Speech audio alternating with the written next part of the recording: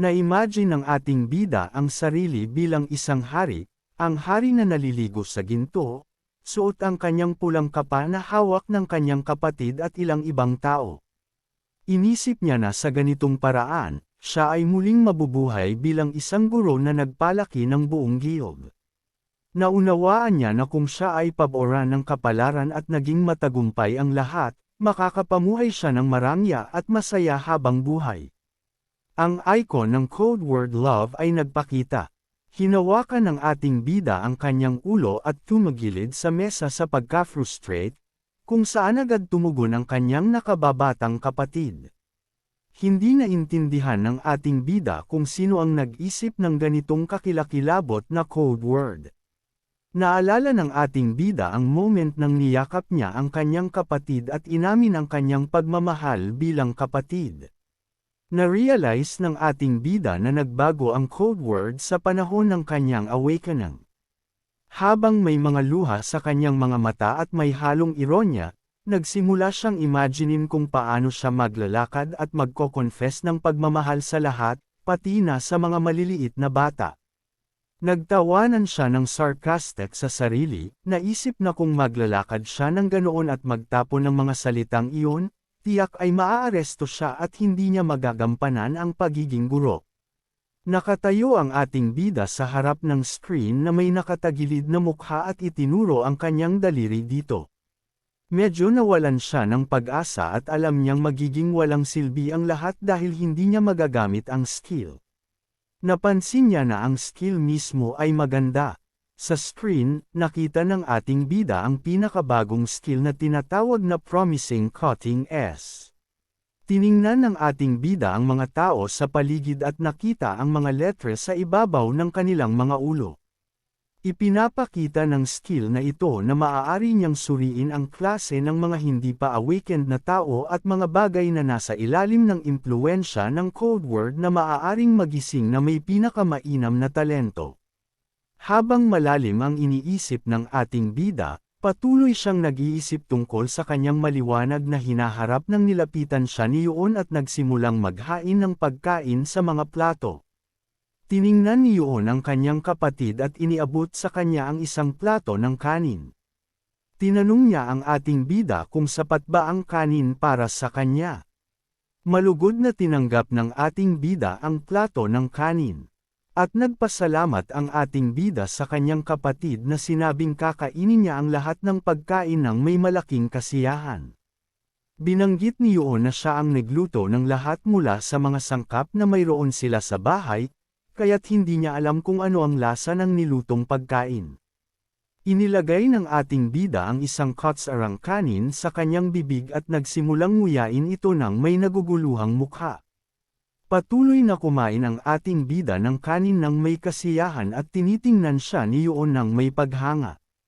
Natuwa siya na masarap palang magluto ang ating bida at napansin ito ng ating bida. Tiningnan niyon ang kanyang kapatid ng may malambing na tingin at nagdagdag na kung gusto pa ng ating bida ng marami, sabihin lang niya.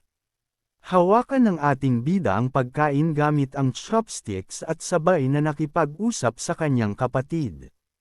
Binanggit ng ating bida na hindi niya alam na mahusay magluto ang kanyang kapatid, na sinagot naman niyon na natutunan niyang magluto nang siya ay nagluluto para sa kanyang sarili. Tinanong ng ating bida si Yuon kung bakit siya nagluluto para sa sarili, mayaman naman siya. Nagsimula ang ating bida na mag-isip at tinanong si Yuon kung bakit niya ito ginagawa. Sinabi ni Yuon na mas ligtas na magluto para sa sarili, dahil noon ay may mga gamit na pang-detox at pang-alis ng sumpa, kahit na wala pa noon ang mga ganitong bagay. Tinanong ng ating bida kung may mga pagkakataon na may mga tao na naglalagay ng lason o ipinagbabawal na pagkain sa luto. Hawakan niyon ang kutsara at napansin na siya lang ang kabataang nagtataguyod ng sarili at hindi nakikisalamuha. Naalala ng ating bida na naglakad siya sa gitna ng mga tao na tinitingnan siya ng may pang-uuyam. Sinabi niyon na may mga ibang guild na lumago sa pamamagitan ng kasunduan sa malalaking korporasyon, pero alam na ng ating bida noon pa na hindi siya sasali at magtatayo siya ng sarili niyang guild. Agad na hinawakan ng ating bida ang mukha ni Yoon at pinisil ito. Idinagdag ni Yoon na kung siya sana ay sumunod at pumasok sa isang angkop na guild, magiging mas maganda, pero ayaw niya. Nag-aalala ang ating bida na hinawakan ang mukha ni Yoon at dinala ito malapit sa kanya. Labis na nagalit ang ating bida sa kanyang kapatid dahil hindi nito siya sinabihan tungkol dito. Ibinaba ni Yoon ang kanyang ulo na may inis at sinabi sa ating bida na magbago ng ekspresyon. Nagtanaw ang ating bida ng balisa sa kanyang kapatid, at napansin niyang siya mismo ang pumili ng landas na ito. Nagkasama ang dalawa sa kusina malapit sa lababo. Sinabi ni Yoon na ang isang bagay na palaging nakakabahala sa kanya ay ang naging epekto ng kanyang mga aksyon sa kanilang relasyon bilang magkapamilya. Naalala ni Yoon kung paano niya iniutos sa kanyang mga gwardya na limitahan ang kanilang komunikasyon. Na nanunood siya ng bawat galaw ni Yoon at nakikialam sa bawat bagay, sinusubukang tiyakin na hindi makuha ng ating bida ang atensyon ng iba at sinadyang lumayo, natatakot na mad-touch ang tanging kapatid na ang ating bida. Ibinaba ni Yoon ang kanyang mga mata sa kahihiyan habang pinatong ng ating bida ang kamay sa kanyang balikat at sinubukang pasayahin siya. Binanggit ng ating bida na sana ay sinabi na ito kaagad, na sinagot ni Yoon na ayaw niyang magbigay ng pasanin sa ating bida. Napansin ni Yoon na kung sinabi niya ito ng mas huli, hindi siya maiintindihan ng ating bida. Inilabas ni Yoon ang kanyang kamay sa balikat kung saan naroon ang kamay ng ating bida, at napansin niyang nagkamali siya sa kanyang mga hinuha. Tiningnan ni Yoon ang kanyang kapatid na may paghanga at maingat na hinawakan ang kamay ng ating bida. Malambing na sinabi ni Yoon na nag-aalala pa rin ang ating bida at nagpasalamat sa mga mabubuting salitang puno ng pagmamahal. Si Yoon ay nagningning ang ngiti at nilingan ang kanyang kapatid. Binigyan niya ng pasasalamat ang kanyang kapatid sa mga mabait na salitang iyon, kahit na siya'y kumilos ng may pagka-disgusting. Tinitigan ng ating bida ang kanyang kapatid na may pagkama-pride at simpatsya. Nang sandaling iyon, nagsimula ang ating bida na magwagayway ng chopsticks at ngumiti ng mali siya. Napansin niya na wala siyang dapat ipagpasalamat dahil si Yoon ay nagsakripisyo na ng sapat habang siya'y buhay, kaya't inalok ng ating bida na subukan ang masarap na pagkain. Masayang tumanggap si Yoon sa alok ng ating bida. Umupo ang ating bida kasama ang kanyang kapatid sa lamesa na puno ng pagkain at tiningnan ang paligid ng payapa. Naging masaya siya dahil naibalik niya ang oras, at iyon ang pinakamagandang araw sa kanyang buhay. Habang ngumunguya si Yoon ng piraso ng pagkain, kinuha nito ang kanyang telepono at tiningnan ito ng may kalituhan. Binanggit ni Yoon na mayroon siyang trabaho at kailangan niyang umalis, at may isang bagay siyang ipapagawa sa ating bida. Tumayo si Yoon mula sa lamesa at inalis ang kanyang apron. Humarap siya sa ating bida at sinabi na tanggalin niya ang kontak ng broker. Agad na tumalima ang ating bida sa utos, na idinagdag ni Yoon na hindi siya sisigot ngayon kahit anong mangyari, kahit na maaari pa ring subukang kontakan siya. Tiningnan ni Yoon ang telepono ng ating bida nang may paghamak habang hinihintay na mawala ang numero. Sa puntong iyon, naiisip ng ating bida na malabong maalis ni Yoon ang lahat ng mga broker. Ibinato ni Yoon ang kanyang jacket at nagpaalam sa kapatid na nag-wave siya ng palm. Sumagot ang ating bida na maari nang magtrabaho ng maayos si Yoon, at siya na ang bahala sa natitira. Napansin ni Yoon na tila maghuhanda ang kanyang kapatid na umalis. Kaya't sinubukan niyang sorpresahin siya. Tumigil si Yoon sa pintuan at ipinakita ang kamay sa pinto. Binanggit ni Yoon na hindi aalis ang ating bida ngayon. Tiningnan ni Yoon ang kanyang kapatid na frozen sa sandaling iyon dahil sa sinabi ni Yoon. Idinagdag ni Yoon na hindi dapat umalis ang ating bida at dapat manatili siya dito sa kanyang bahay. Nabigla ang ating bida sa narinig at patuloy na hinahawakan ang kamay sa hangin. Pumasok ang sinag ng araw sa mga bintana ng apartment. Tinanong ng ating bida ang kanyang nakababatang kapatid kung ano ang ibig sabihin ng mga salitang iyon. Tiningnan ng pangunahing karakter si Yuon ng may kalituhan at pagtataka, ang kanyang mga mata ay malaki. Tinanong ng ating bida si Yuon kung bakit hindi siya makakalabas ng apartment. Tiningnan ni Yuon ang kanyang nakatatandang kapatid ng may pag-aalala at bahagyang ngumiti. Sinabi ni Yuon sa pangunahing karakter na delikado sa labas kaya't hindi siya dapat lumabas. Tiningnan ng ating bida ang kanyang nakababatang kapatid na may pagdududa, ang kanyang mukha ay wrinkle. Tumingin si Yuon pababa na may iniisip, itinaas ang kamay sa kanyang baba. Sinabi ng pangunahing karakter kay Yuon na kaninang umaga, naglakad siya sa paligid at okay naman siya, hindi delikado. Sinabi ni Yuon sa kanyang nakatatandang kapatid na iba na ang sitwasyon ngayon kumpara sa umaga dahil malapit na siya sa kanya, kaya hindi na siya kasing ligtas tulad ng dati. Inisip ni Yuon ang mga tao sa paligid ng ating bida na tinitingnan siya ng may panlilinlang at masama ang hangarin. Sinabi ni Yuon sa kanyang nakatatandang kapatid na siya lang ang ligtas dahil pinanatili siya sa distansya, ngunit ngayon, baka maging target siya ng mga kaaway at wala nang kasiguraduhan kung kailan nila aatakihin ang kanyang buhay. Ipinunto ni Yuon na hindi niya kayang hayaan ang ating bida na maglakad mag-isa. Sinabi ni Yuon sa ating bida na ito ang dahilan kung bakit hindi siya makakalabas. Ibinuka ni Yuon ang mga braso sa gilid, masayang ngumiti. Sinabi ni Yuon sa kanyang nakatatandang kapatid na mula ngayon, siya na lang ang mananatili sa apartment na ito. Tiningnan ng pangunahing karakter si Yuon ng may pag-aalala at panik, bahagyang nakabukas ang bibig. Mabilis na tumakbo ang ating bida patungo sa pinto na parang naguguluhan, ayaw manatiling nakakulong.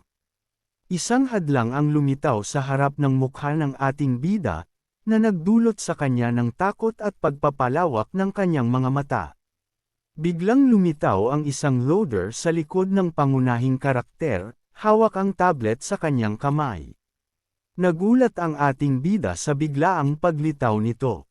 Ibinigay ng loader ang mga papeles sa ating bida na nagsasabing ito ay isang relocation center. Sinabi ng mover sa ating bida na inilipat nila ang lahat ng sinabi niya at hiniling na pirmahan niya ang dokumento. Tiningnan ng ating bida ang mga papeles ng may mga malalaking mata. Habang inilalagay ng mover ang mga kahon ng mga gamit, tinuro ni Yuon ang mga ito at sinabi sa kanyang nakatatandang kapatid na kahit umuwi siya, wala na roon, at ngayon ang kanyang tahanan ay nasa apartment na iyon. Hysterical na tinanong ng ating bida ang kanyang nakababatang kapatid kung anong klaseng palabas ang bigla niyang ipinakita.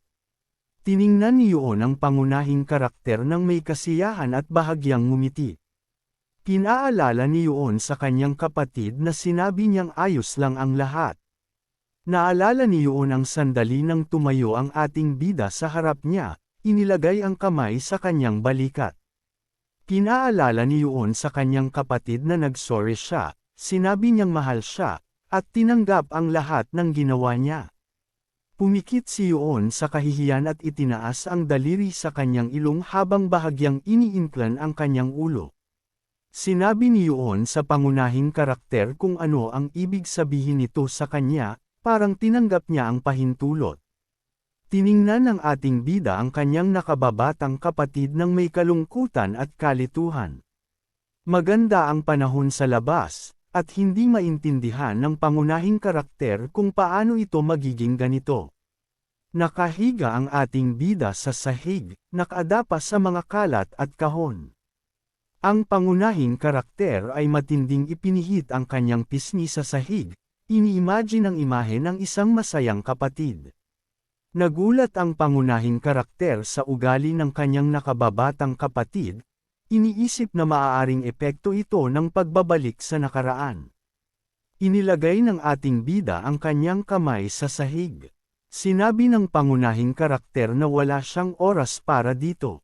Agad na nagsimulang mag-impake ng mga gamit ang ating bida sa isang backpack. Sinabi ni Yoon na kailangan niyang kunin ang lahat ng kailangan niya at tumakas bago bumalik ang kanyang nakababatang kapatid. Maingat na tumingin ang pangunahing karakter sa likod ng apartment at binuksan ang pintuan. Iniisip niya na magiging nakakulong siya sa buong buhay niya kung mali siya. Nakatayo si Kim sa harap ng bukas na pintuan, malungkot na tinitingnan ang pangunahing karakter. Nakakunot ang noo ni Kim nang hindi magaan at bahagyang ibinuka ang bibig. Tumingin ang ating bida mula sa pinto nang may pagod at takot, tinitingnan si Kim. Ipinakilala ng pangunahing karakter si Kim habang itinatago ang kanyang mga kamay sa harap, nakapamaywang. Napansin ng pangunahing karakter na isang klase ng Abyss Hunter si Kim, isang pinagkakatiwalaan ni Yoon, na may malakas na depensibong skill. Tumayo ang pangunahing karakter malapit kay Kim at humiling na lumapit si Kim. Tumanggi si Kim ng negatibo sa pangunahing karakter. Hawak ni Kim ang pinto mula sa kung saan nakatingin ang pangunahing karakter na maingat. Sinabi ni Kim sa pangunahing karakter na inutusan siya ni UIL. Upang matiyak na hindi makakalabas, nagulat ang pangunahing karakter na ang kanyang nakababatang kapatid ay inassign sa isang klase ng gwardya. Nakatayo si Kim na nakabukas ang mga braso sa gilid, hindi pinapayagang makalabas ang pangunahing karakter. Sinabi ng ating bida kay Kim na nais niyang lumabas sandali. Pinaalala ni Kim sa pangunahing karakter na inutusan siya na huwag siyang payagang makalabas. Tiningnan ng pangunahing karakter si Kim nang hindi nasisiyahan at bahagyang nalilito. Galit na sinabi ng ating bida kay Kim na hindi siya dapat mag-alala kung saan siya pupunta. Pumikit si Kim at malalim na huminga, inilagay ang kamay sa kanyang mukha. Ipinatong ni Kim ang malaking kamay sa balikat ng pangunahing karakter. Sinabi ni Kim sa pangunahing karakter na hindi siya magsasalita ng matagal at inutusan siyang mag-ayos at bumalik sa kwarto. Hinawakan ni Kim ang pangunahing karakter sa mga balikat, tinatabunan siya ng kanyang malakas na aura. Sinabi ni Kim sa pangunahing karakter na kung hindi, puwersahin siya niyang ibalik doon. Tiningnan ng pangunahing karakter si Kim nang may pamumugto at pagkabahala. Nai-imagine ng pangunahing karakter ang sarili bilang isang nanginginig na kuneho at si Kim bilang isang malaking galit na oso. Inisip ng ating bida na parang pinipigilan ni Kim ang buong katawan niya, at napansin na ito ay isang espesyal na pakiramdam ng takot na inilalabas ng mga high-level na hunters. Naisip ng pangunahing karakter na parang herbivoro siya na humaharap sa isang predator. Ang pangunahing karakter ay nanginginig sa takot, inisip niyang hindi siya dapat matakot. Binuksan ng ating bida ang mga mata sa gulat ng isang notification window ang lumitaw sa harap niya, activation of resistance to fear, the suppression is cancelled. Naalala ng pangunahing karakter ang pulang icon na may imahe ng mga multo. Napansin ng pangunahing karakter na nawala ang kanyang panginginig salamat sa skill. Dahil sa paggamit ng skill, ang mata ng pangunahing karakter ay pansamantalang naging asul bago ito biglang nawala. Sa mga mata ng pangunahing karakter, si Kim ay nagmukhang isang cute na bear cub. Napansin ng ating bida na si Kim ngayon ay hindi na mukhang predator, kundi isang malambot na tuta. Ang pangunahing karakter ay nagmukhang isang galit na kuneho, ipinapakita ang mga pangil. Galit na tinanong ng ating bida si Kim kung ano ang tinatry niyang gawin. Nakakunot ang noo ni Kim at seryosong tinitingnan ang pangunahing karakter.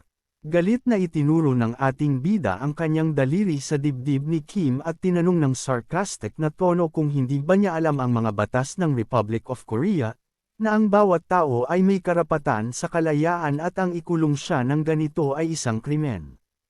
Hindi na nakapagpigil si Kim at hinawakan ang ating bida sa kwelyo ng jacket nito. Sinabi ng ating bida kay Kim na pupunta siya sa kulungan at binanggit ang pulis. Hinawakan ni Kim ang pangunahing karakter sa kwelyo at itinaas siya. Tumingin ang ating bida ng malungkot habang nakababaw ang mga kamay. Sinabi ni Kim sa pangunahing karakter na ito ay isang parusa at nag-sarcastically na tinanong kung gusto ba niyang ipagpatuloy siyang hilahin papuntang kwarto. Nag-sorry ang ating bida kay Kim at sinabing hindi. Ang pangunahing karakter ay mukhang depressed, iniisip na kahit may skill o wala, kahit gaano pa magsungit ang poloka, hindi siya magiging baka. Inikat ni Kim ang pangunahing karakter patungong pinto habang patuloy na hawak siya sa kwelyo. Ibinuka ng ating bida ang mga braso sa gilid at tumingin sa likod niya, tinitingnan si Kim. Sinabi ni Kim sa pangunahing karakter na pumasok na sa kwarto. Nagtanong ang ating bida na maghintay sandali, iniisip na baka may iba pang paraan dahil marami siyang skill. Ipinakita ng ating bida ang mga pulang icon ng skill, at isang pulang icon na may larawan ng sanga na may mga dahon ang lumitaw sa harap ng mga mata ng pangunahing karakter. Napansin ng ating bida ang skill na ito ngunit hindi niya naiintindihan kung ano ito. Lumitaw ang isang system window, a promising coating is activated. Biglang hinawakan ng pangunahing karakter si Kim sa mukha at hinayla siya palapit. Tinitigan ng ating bida ang nagulat na mukha ni Kim. Nakita ng pangunahing karakter ang impormasyon tungkol kay Kim at sa mga skills nito, possible awakening level, unwavering body acquisition failed, regeneration acquisition failed, expanse shield. Nagulat ang pangunahing karakter na si Kim pala ay maaaring mag-awaken ng S-Class. Iniisip ng pangunahing karakter na maaaring magkaroon sila ng dalawang S-Class Hunter sa Abyss. Sinimulan ng ating bida hilahin ang mga tainga at buhok ni Kim, tinitingnan siya ng mabuti sa mukha.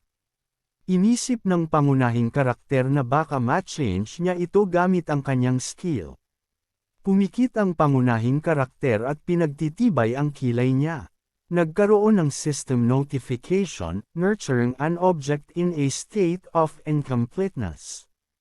After using the code word, you can use Simi Baby, the best, and get the S-Class skills that you failed to obtain. Masaya ang ating bida na maaari niyang baguhin ito. Iniisip ng pangunahing karakter na nakahanap siya ng solusyon sa problema sa edukasyon at kung payakan niya si Kim, susunod si Kim ng tapat sa kanya.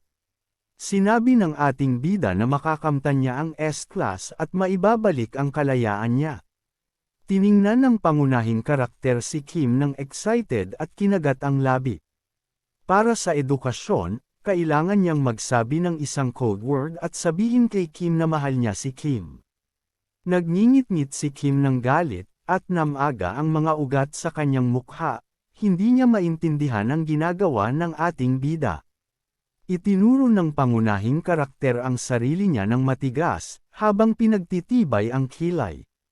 Tinanong ng pangunahing karakter si Kim kung saan nakatutok ang kanyang kamay. Initaas ng ating bida ang kanyang kamay at, may kalituhan sa kanyang ngiti, ipinakita ang isang puso sa pamamagitan ng pagyuko ng dalawang daliri.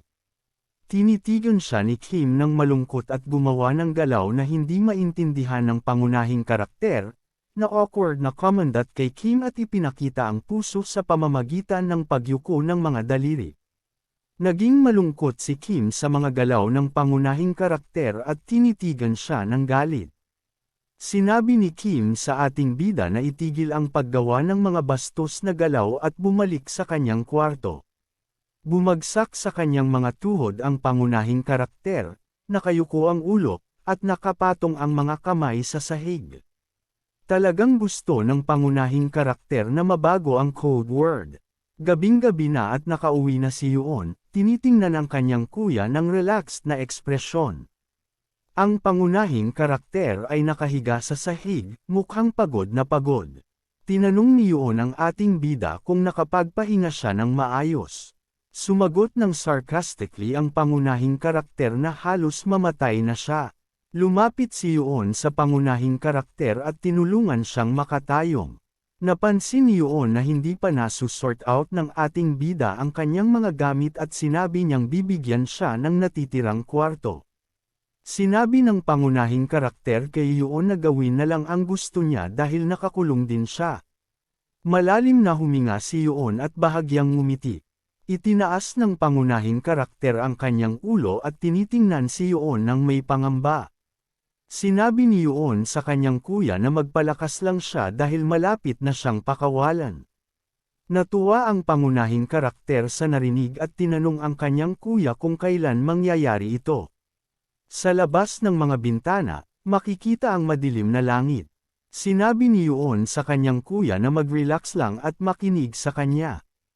Ipinahayag ni Yuon na maraming kalaban ang abis na pumipigil dito, pero kung sila ang magiging pinakamalakas, hindi nila basta-basta magagalaw ang mga ito. Tinukoy din niyang kung mangyayari ito, siya rin ay makakalabas na ng maayos. Nahihiyang lumihi si Yuon at kinuskos ang pisngi gamit ang daliri. Sinabi ni Yuon sa kanyang kuya na maghintay na lang sa araw na magiging pinakamalakas ang abis sa buong mundo. Tinitingnan ng pangunahing karakter si Yuon ng may pananabik.